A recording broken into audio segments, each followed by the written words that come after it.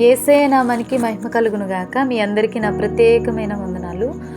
ఆత్మలో మాంద్యులుగా ఉండడం వల్ల ఏం కోల్పోతాం?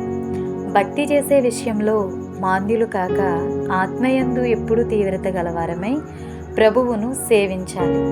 వాక్యం వినే విషయంలోనైనా చదువుతున్న సమయంలోనైనా మాంద్యులుగా ఉండడం ద్వారా అనేక విషయాలు విషాదపరచుట కష్టమైపోవచ్చున్నది. దేవోక్తులు అనగా దేవుని నుంచి వచ్చే వాక్కుల విషయంలో మాంద్యులుగా ఉండడం వలన పాలు త్రాగే శిశువుల వలె ఉన్నాం.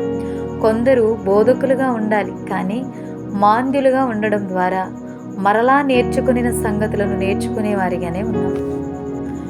అనగా హృదయానికి స్వస్థత లేక చెవులు మందంగా ఉండడం ద్వారా, కళ్ళు తెరవబడకపోవడం ద్వారా బోధకులుగాను బలమైన ఆహారం తినవలసిన మనము ఆత్మలో మాంద్యత్వము వలన వీటన్నిటిని కోల్పోయేవారిగా ఉన్నాము.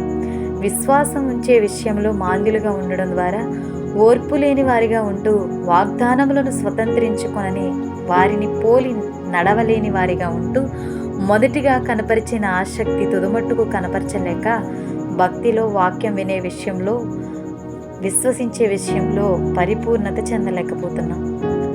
చూశారు కదండి, ఆత్మలో పరిపూర్ణులమై ఉండాలనేదే దేవుని చిత్తం.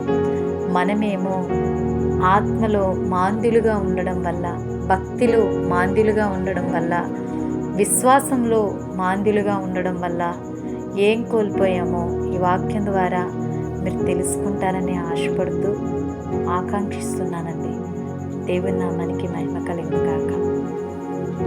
మీ అందరికీ ప్రైజ్లాడండి.